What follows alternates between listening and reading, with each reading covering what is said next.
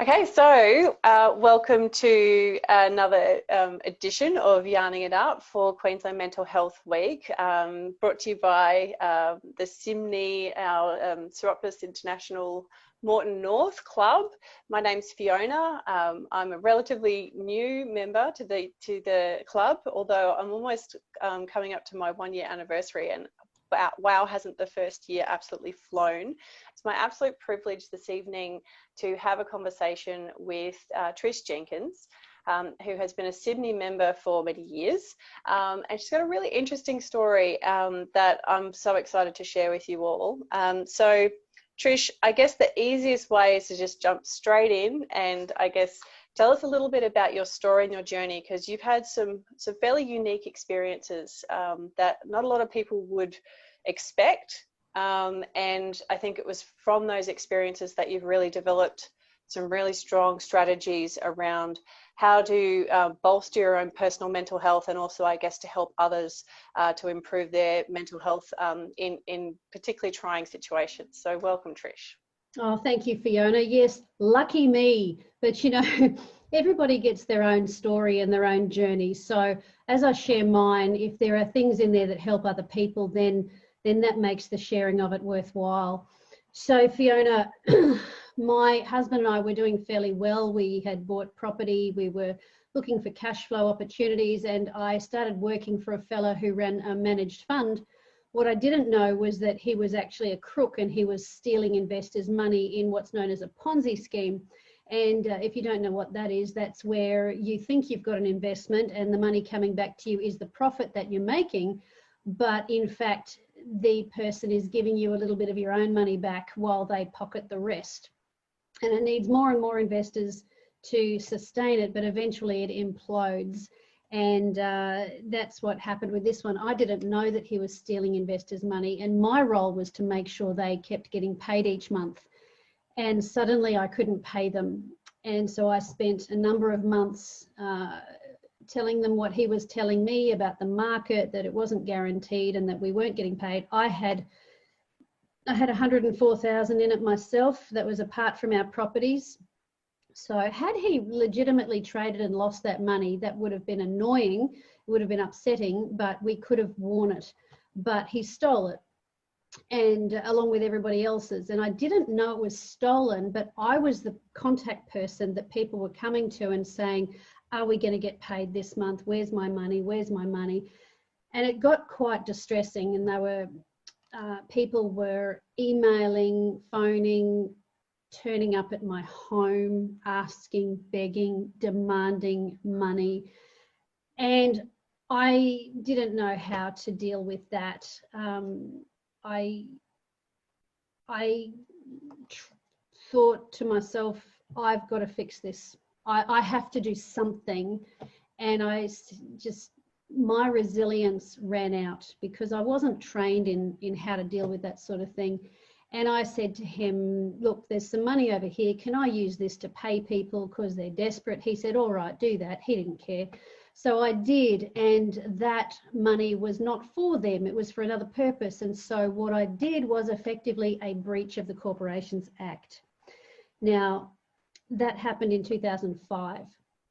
Shortly after that, somebody complained to the authorities about his activities, and I was invited for an interview. And I sat there with the authorities and I said, well, this is what the investment's about. This is what I've done recently to try and bring some relief. You know, tell me what to do next. You know, tell me what I should do. And they just said, you did what? And I went, oh, you know, because I could have replaced that money. But I wasn't allowed to. Very shortly after, we were advised to go into voluntary liquidation, which, if you have anything to do with liquidation, means basically liquidators take over your accounts. They pay themselves their hourly rate until there's nothing left, and then they send you on your way or refer it back to the authorities. So we lost everything in that. Everything was sold up. And then that took a couple of years, and then I was prosecuted. So I was dealing with the mental distress of losing our home, losing our income, going back to work, finding work in order to keep food on the table. We're renting, nothing wrong with renting, but it was like death of 1,000 cuts. It's like, oh, it can't get any worse than this. And then it does. It can't get any worse than this. And then it does. So I was dealing with that. And then, yes, I was prosecuted, which was a whole other realm of new lawyers. And that lasted another 1.5 years of lawyers toing and froing, because I never denied what I did. I did what I did. I didn't steal any money, but I just didn't realise just how serious what I did was at the time. And finally, in January 2009, and if anybody remembers 2008, that was the global financial crisis. Yeah, it was a really significant time for financial challenges. Yeah, and January 2009 is a great time to get in front of a judge for doing something wrong financially. Yeah. So I could have got a fine, but I got the maximum. And that was a head sentence of 2.5 years. But because I pled guilty, because I was, it was reduced to 8 months. And so I left the court. It went over 2 days, and I went to the Roma Street Watch House and then on to prison. That was in January 2009, and I came home in September. So I was away from my husband and our 3 little girls, who were Chelsea was 10, and we have identical twin girls who were 7 at the time. So they missed out on their mummy for the best part of a year. Yeah, so that's in a nutshell. That's how that went. So really, there were 3 phases to what I went through. There was the losses,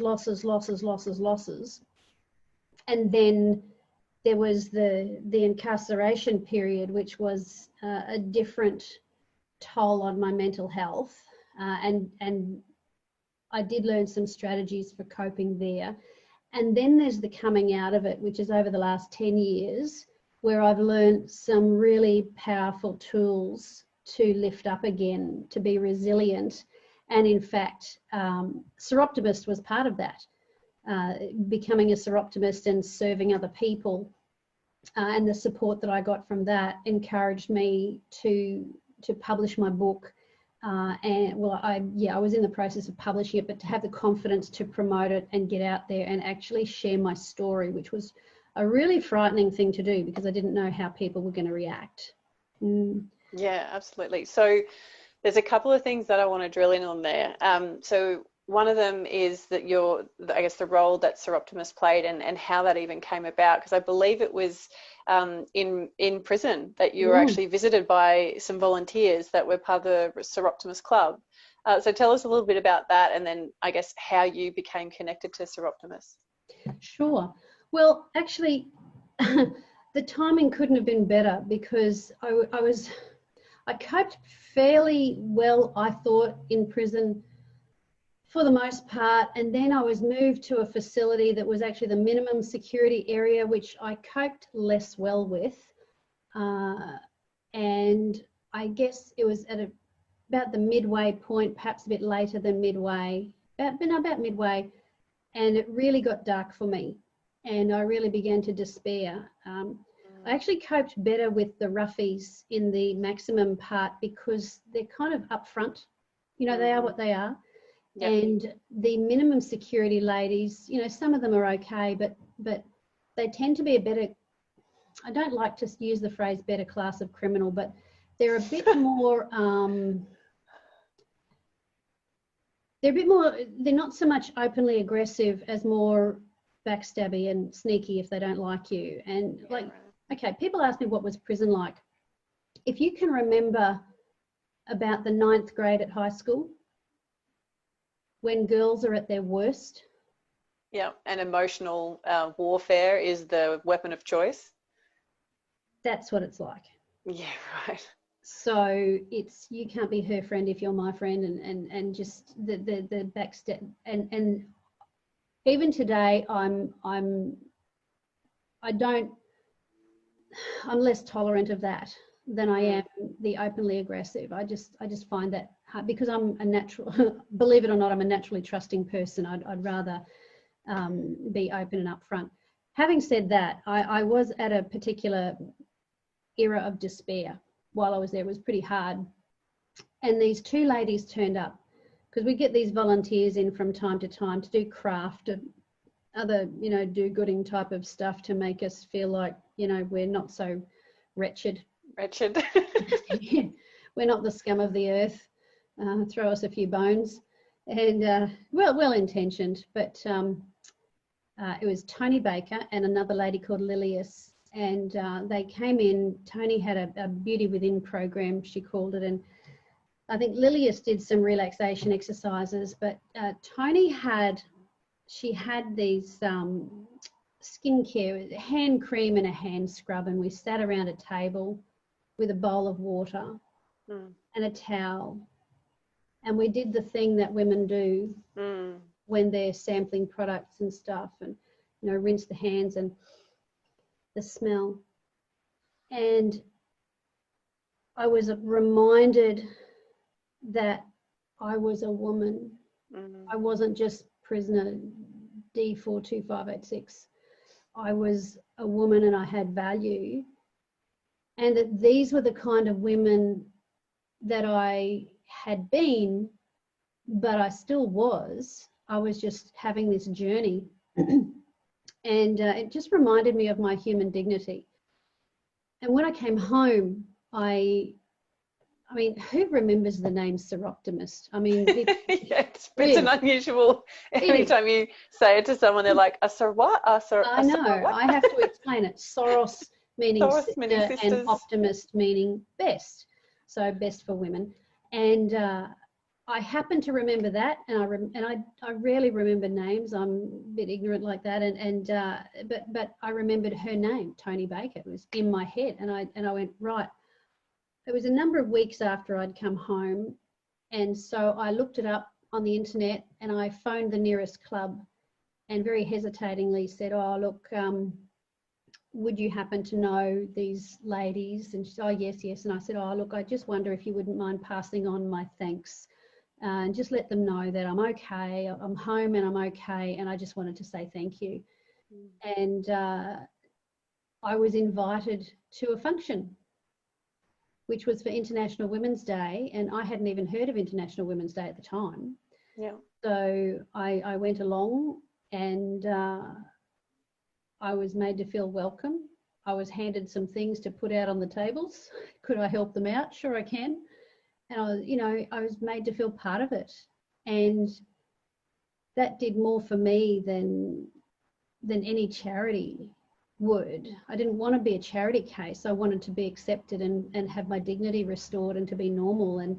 And very often, you can be a victim of something, but you can choose to remain in that victimhood, or you can choose to find another way and to look above the pain if you can. You just need help. You can't do it on your own. And I found that the women in that club got around me and encouraged me and said that I had valuable things to share.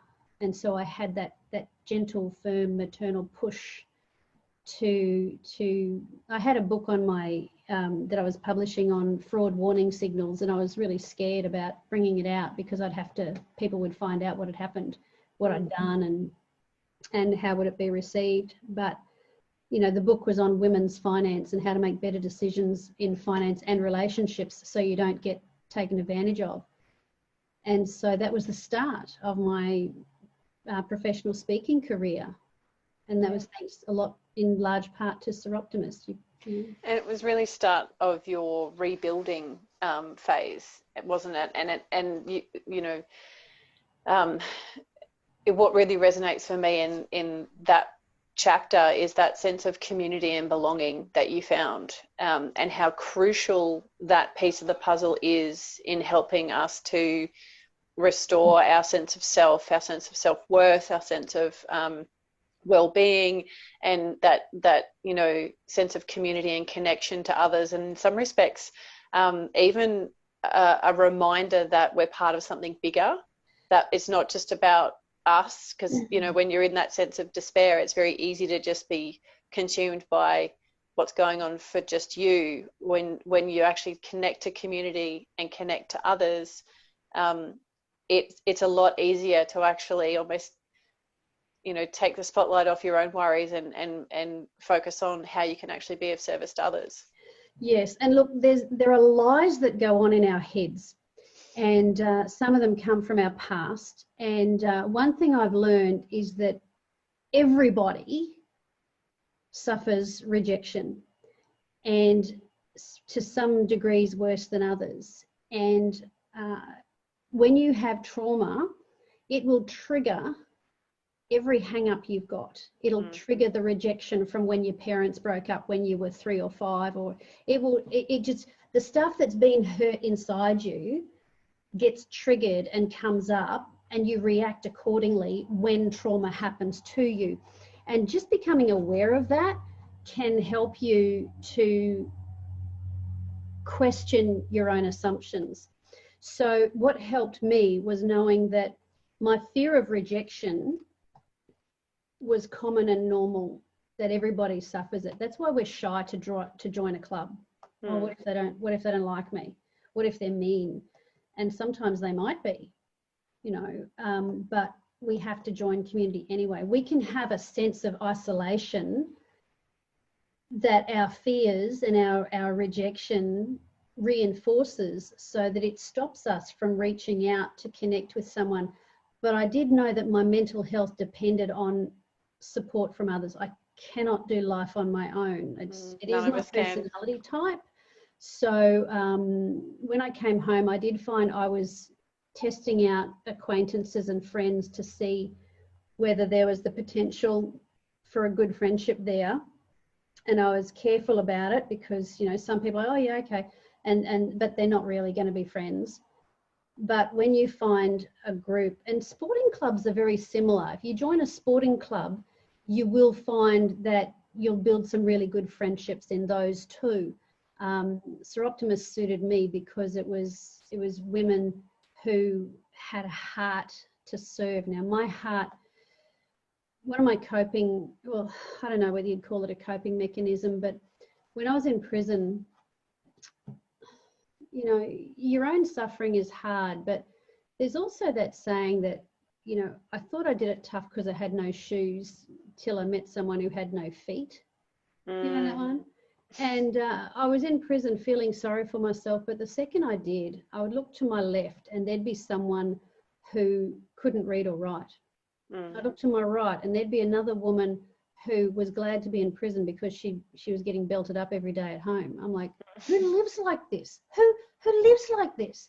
And people do. People do, yeah. And it turned my heart inside out. And being a rescuer as well, I tried to save everybody. But, Soroptimist gives me an outlet for rescuing people. But really, it's about giving back and taking your eyes off yourself. Like, your pain is legitimate. Your pain, and you do need to grieve the losses that you have. But there comes a point, and we talked about this earlier today, where it's okay to grieve losing material things. But what you have to come back to is that they are material things and human life is the priority. You have your health. I mean, people who have bad health will give up every material thing to get the health back. Yeah, absolutely. And it's about putting that in perspective, isn't it? It is. And, it is. Without dismissing the pain. That's right. And I guess this is the interesting part about the topic of mental health. And I guess with Mental Health Week and the theme this year being take time to talk about it, there's an element of normalizing that and, recognizing the need to actually call it out and to name certain things and to find a safe space with safe people. You talked about, testing friendships and actually building that genuine trust so that you can build the spaces in which you can have, the ability to talk stuff through and to sometimes even take time to talk it out with yourself, like to really be quiet and present inside of the hurt, or inside of the pain, or inside of the loss or the Yeah. grief, or whatever it is that is causing, you know, the challenge or the issue of how, you know, you're feeling at that time. You know, it's a really important, the awareness. And I guess, you know, when you with that observing of self and the recognition of what's going on, that's really the first step, you know, that awareness bit, to go, oh, actually I'm not doing okay. Or on the flip side, oh, today's a good day, I'm doing really well today. So for some people, Yep. that's actually as equally important, is that recognition of, you know, when you're having a good day. And with that awareness, you can make those choices. You talked about choosing, you know, to feel and think and act in certain ways, Yeah. you know, but without that awareness, you don't get to make that choice. Sometimes, you know, the emotions or the circumstances end up just running you on Yes, autopilot. and that's a really, really good point, because there's two sides to it. One is your feelings are real. Yes. It's important to acknowledge them, but what is equally, if not more important, a fundamental truth that people miss is that you are not your feelings. We have feelings. They are not us. They are something that passes through our bodies. We can, you know, you might have been angry at 4 o'clock, but you're not angry now. Yeah, that's a really good point. They're transient. Yeah. So becoming aware of, I'm feeling this, it hurts. You kind of have to be separate from it. So what? There's an awareness thing. So my understanding of I guess some of the things that I've learned over the years around emotions is they're given to us. They always carry a message with them. So if we're feeling hurt, it's because an expectation hasn't been met in some way. So either someone else hasn't met an expectation, or we haven't met our own expectation. Likewise with anger, the message of anger is a rule or boundary has been crossed. So someone's crossed a boundary, or you've crossed your own boundary. You've broken your own rule, which is why you're angry. You know, guilt is about loss. Sadness is about loss, and then guilt is about, you know, I've done something bad, and then, you know, shame is I am bad. So there's a whole range there. Yeah, look, there is that. And the thing is, though, it's important not to blame outside forces for your emotions. Everything that happens is how we've interpreted what's happened. So if someone has disappointed us, it's because we've had this expectation, we have this, and we have this entitlement. We have that choice. There's a pause. There's a time frame of about 90 seconds when something goes on, that we can choose how to interpret what's happening. But most often, and I don't want to give too much power to emotions, because they can rule us. And if we just, and I don't believe, like, every emotion might have a message, but sometimes that message is a blooming lie. You know, we don't believe the chatter, because if you do, you will spiral and it will end up in depression. And you have to be in charge of that. You've got to know that you have a sense of purpose, you have a sense of worth, a sense of value, and you have something to contribute. You need to know that in your knower. You need to know it in your knower. And when you know that, then you can say, you know what, this emotion, I'm feeling it, but it's lying to me, because I am not unworthy. I am not ugly. I am not someone nobody will love. I am, you know, we've got to be in control of our mind, our will, and our emotions. Yeah, and our we've got to be also in charge of the story that we tell ourselves. Exactly, because I just wanted to shift to, I guess, you know, we've talked a lot about, I guess, a lot of things, but to kind of finish the conversation, I just wanted to drill into, like, what your number one strategy, or maybe you've got a top one or two or three strategies that you use on a regular basis, on a daily basis, to improve your mental health, or to snap yourself out of a negative spiral, or I guess a practical tool or tip that we can offer people for how to approach the world in the best possible way. Yeah. So when you're starting to feel something that's not great, and usually you get a physical feeling before it becomes a cognitive thought, but the thought is actually there, you're just not aware of it, and that's why your tummy's feeling yuck and you're starting to feel. Number one thing to do is to ask, where did this come from? Hang on. Becoming aware. I'm feeling this. Yeah. I'm feeling restless. Now, where has this come from?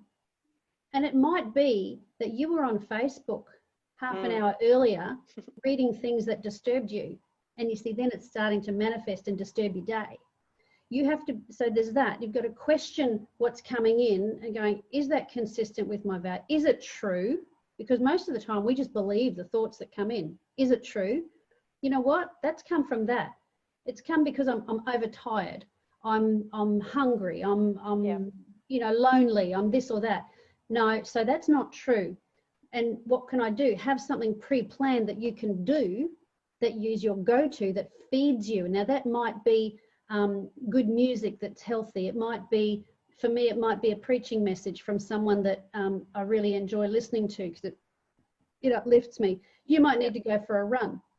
Yeah. So there's that. And then there's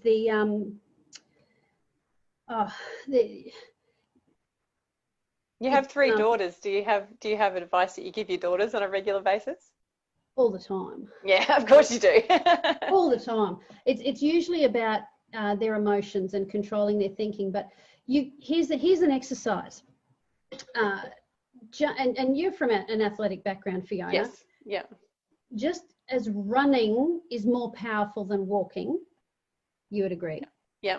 Yep. It's fair. So too, a spoken word is more powerful than a thought. Yes. So when you have a thought that says, you just look so ugly today, who's going to love you? Or something, that you're no good, you'll never get this, you're dumb.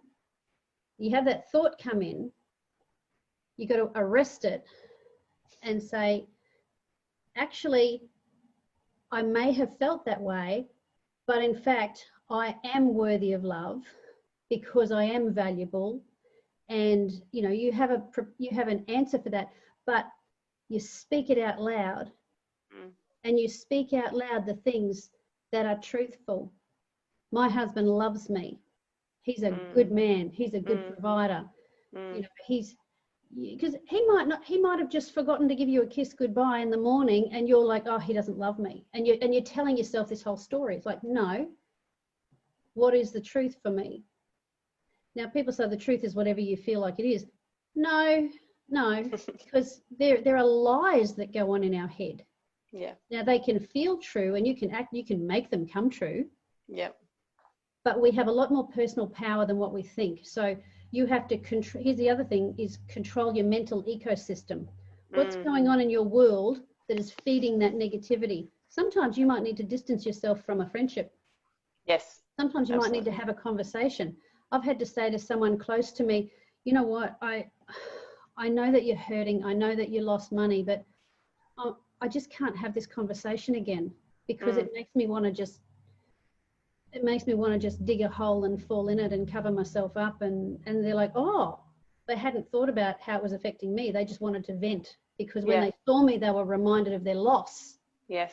And I thought, if my being here reminds you of your loss, if you can't not talk about it, we really can't spend time together. And she hadn't thought about that. And she needed to arrest her thinking. Yeah. And stop going over. Because when you go over and over and over in something, you hardwire those pathways. Yeah. And you got to rewire them. Yeah. So, that's actually a really beautiful one to finish on, in terms of, being able to interrupt the pattern, and rewire for what you want rather than what you don't want. And, and be able to obviously take control of your, not only your mental state, but ultimately your life and how you want to be out there in the world. So thank you so much for sharing your time and your story with us, Trish. I really appreciate it. And yeah, thank you. Just thank you. It was very enlightening and really, really helpful. Thank you. Thank you. You make it all worthwhile.